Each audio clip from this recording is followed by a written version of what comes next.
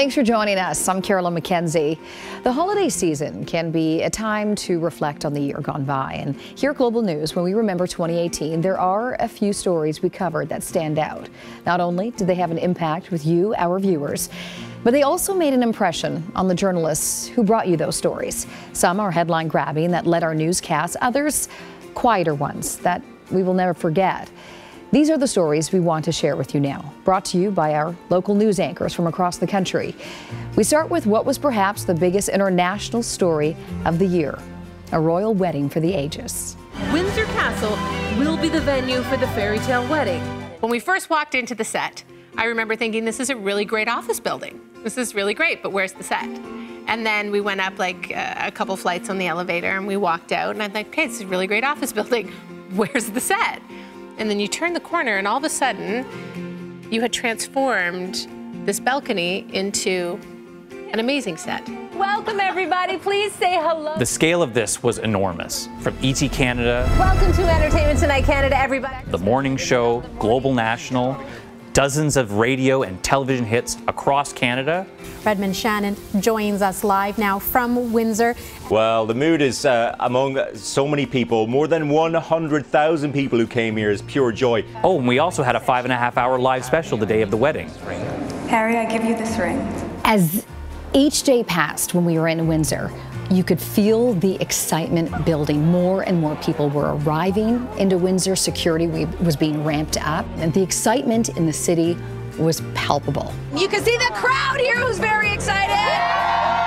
Watching Meghan come out of the car, I got so nervous for her, and I remember thinking, what is she feeling in her stomach? Because I know what I felt like on my wedding day, but she looked so calm, and it was just, that struck me.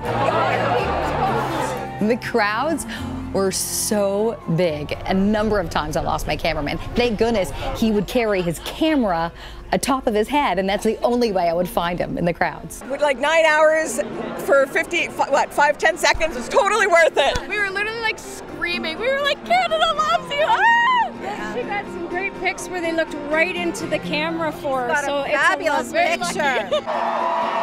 We'd actually been up pretty early to carve out our spot along the procession route and been standing there for maybe 6 or 7 hours, and just minutes before the couple was supposed to come past us, a police officer came up and asked us to move. He said we couldn't be there with our camera, and I think he just saw the look of devastation on my face, as though I was a child who just found out Santa Claus wasn't real or something, and he took pity on us. He allowed us to stay put, and we got the moment. That is Global National for this Saturday from Windsor. We leave you tonight with more of the stunning images from today's royal wedding. When the lights went out on our Windsor set the final night, we realized how much we had accomplished. Teams on both sides of the ocean working together, I was very proud of them. I've worked at Global for 18 years, and to get to be able to join my family at ET Canada with the family I've always had at Global together to work on this project was really epic. Like, it really was. But we've learned a great deal too about Meghan Markle. We all knew we were watching something really special unfold. All right, I see a Canadian flag over here. When I was talking to people lining the procession, meeting with Canadians who had made the trip to watch this, we all knew we were watching and witnessing history. A lot of them said the same thing, that there was just so much bad news in the world recently that they felt that they needed to be here, that they wanted to believe in a fairy tale royal love story and to be a part of it, even just for one day.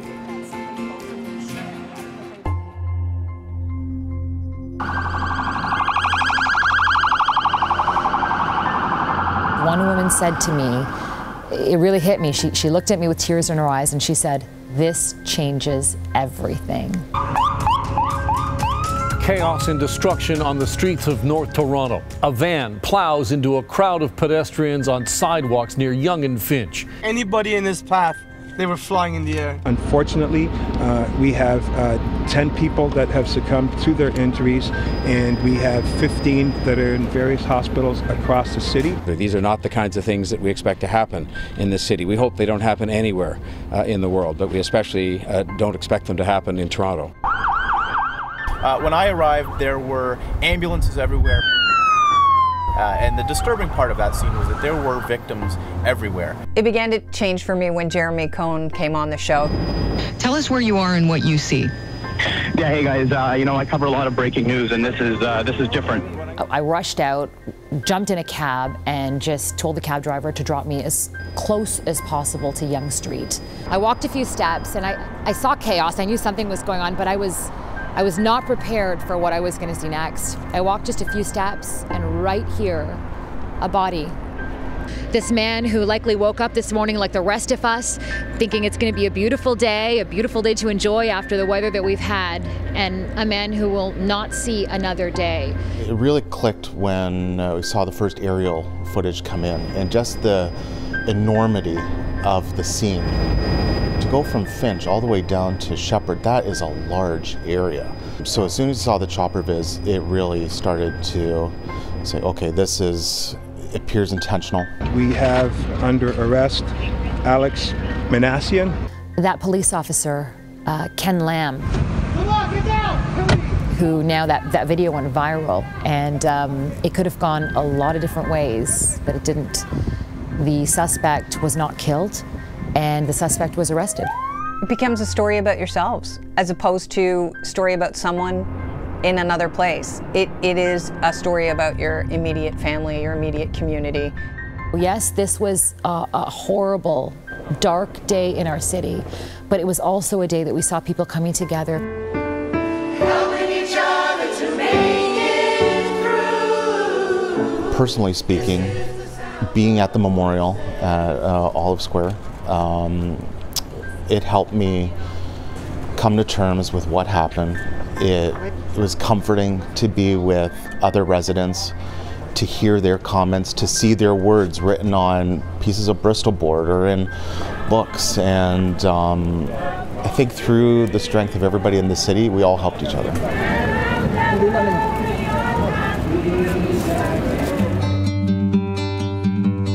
Summers filled with flames and smoke have become the new normal here in BC, but 2018 will go down as the worst wildfire season on record. 1.25 million hectares went up in flames, costing the province hundreds of millions of dollars to fight it. Now, setting 2018 apart from the 2017 wildfire season, which was also a record, by the way, was the vast area burned. And although the human toll wasn't quite as great, the entire province felt the effects, with the smoke reaching all the way across the country. But the effects were most dramatic in Prince George, and reporter Richard Zussman and cameraman Al Cohen were there right in the thick of it. By the time we got to about 7:45, 8 o'clock, it was this eerie red sky throughout the area. And we headed back towards the hotel, and right around 9 o'clock, it was pitch black, in a way that the lights automatically turned on in the streets, and people were confused about what time it is. It was almost surreal to see something like that. Never in my entire life, other than maybe watching a lunar eclipse on TV, had I ever seen day turn into night that fast. It was truly surreal. Those memories will always remind me of how tough it is for the people in those regions who were chased from their homes because of the fires. But the incredible part of this too is the resiliency of so many people who tried to go about their everyday lives like it was normal. A perfect example of that came to us on a tip that there was a group of guys who were not going to let the smoky eclipse spoil their golf game. This was 9:30 in the morning, yet it looks more like midnight. You can't tee off because you don't know where the ball is, you know. It's like you can see out there 200 yards and that's about it. It's one of the most enduring images from another record-setting wildfire season, and although we saw a lot of smoke in Vancouver too, it was nothing like that August day that turned day to night in Prince George. September the 2nd marked the 20th anniversary of the crash of Swissair Flight 111 into the ocean off of Nova Scotia's coast. All 229 people on board that plane were killed, so of course that day changed the lives of their family and their friends. It also changed the lives of many thousands of Nova Scotians. I remember clearly the drive home, how quiet it was, because normally we're all chit-chatting about this and that and everything, but it was a very somber return back to the fire hall. Growing up in Saskatchewan, I didn't know a lot about the story of Flight 111. I'd heard about it in the news, but I really didn't have any sense for the impact that it had on Nova Scotia as a province, and especially Peggy's Cove. When we arrived here, we started seeing debris in the water. And then as we got closer, it was just a carpet of debris. Anything that floated was floating. And it was a story that I was involved with for better part of 5 years. It brought back a lot of memories, some good, some bad. Interviewing Richard and so many other people who were touched by this tragedy, it's clear just how widespread and how deep the impact has been. Even all these years later, there are people in Nova Scotia and elsewhere who are still struggling with what happened. Other people have been able to find hope. The goodness of people to one another, I think. I think that was what made an impression on me. It's important to remind ourselves that in times of great disaster, in times of great strife, the best in people comes forward. One of the most poignant and emotional interviews that I did for all of the stories that we worked on for Swissair was with Claire Mortimer. Her father and her stepmother both died in the crash, and I think she sums up the impact of this story really well. There was something about this that affected so many people so deeply. It was more than just a plane crash.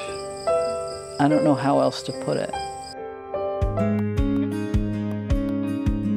The biggest and certainly most controversial story here in Lethbridge this past year has been the opening of our supervised consumption site. And it's actually the first in North America to allow all 4 types of consumption, so smoking, injecting, snorting, and ingesting.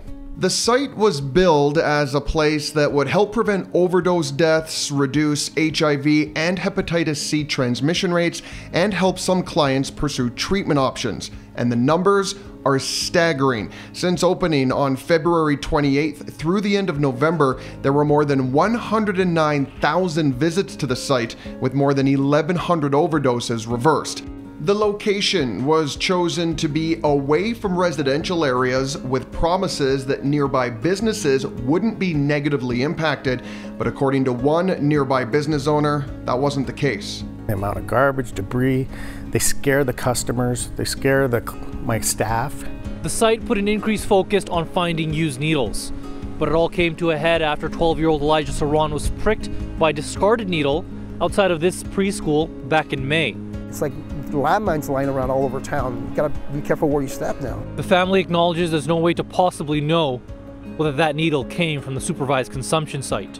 Another main issue that's emerged is once clients have consumed at the site, where do they go? In December, the province was joined by the city as it announced $12.6 million in funding for more supportive housing, as well as up to 30 new intox beds. But again, the question that a lot of people have, where are those facilities going to go in the city? And so far, that hasn't been answered.